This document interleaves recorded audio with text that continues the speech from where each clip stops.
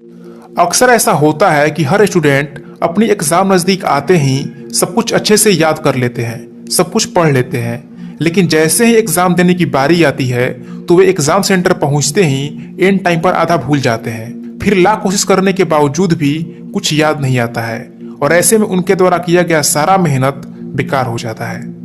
दोस्तों, जब भी याददाश्त या स्मरण शक्ति की बात होती है तो सबसे पहले स्वामी विवेकानंद का चेहरा सामने आता है। उनकी याददाश्त इतनी मजबूत थी कि अगर वे किसी भी पेज को एक बार ठीक से पढ़ लेते थे तो उस पेज पर लिखे हर एक शब्द उनके दिमाग में छप जाते थे।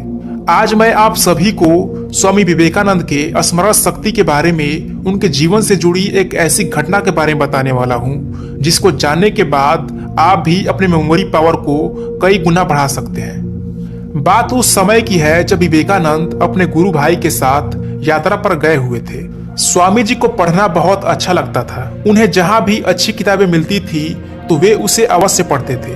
किसी भी नई जगह पर वे लाइब्रेरी अवश्य खोजते थे। एक शहर में उन्हें एक पुस्तकालय में कई ऐसी किताबें दिखाई दी जिन्हें वे पढ़ना चाहते थे। किताबें पढ़ने के लिए स्वामी जी और उनके गुरु भाई कुछ दिनों तक उसी शहर में ठहर गए। गुरु भाई उन्हें पुस्तकालय से संस्कृत और अंग्रेजी की नई नई किताबें लाकर देते थे। स्वामी जी उन किताबों को पढ़कर एक ही दिन के बाद वापस कर देते थे।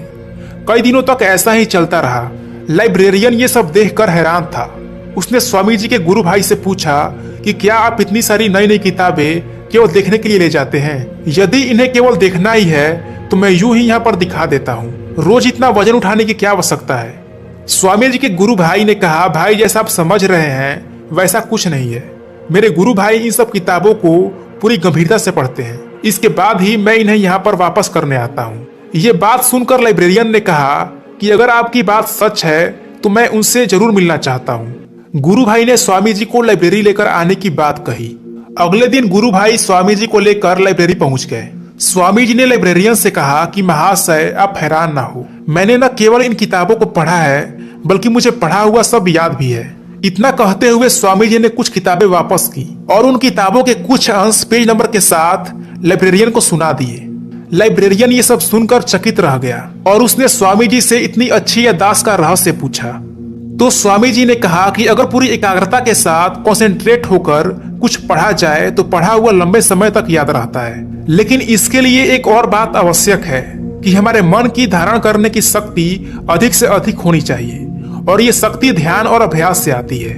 दोस्तों, जिस तरह से लगातार एक लेंस से सनलाइट को पास कराया जाए तो वह कागज को जला सकता है, ठीक उसी प्रकार यदि कोई व्यक्ति अपने दिमाग को किसी एक चीज पर फोकस करे, किसी एक चीज पर कंसंट्रेट करे तो वो उस चीज को लंबे समय तक याद रख सकता है।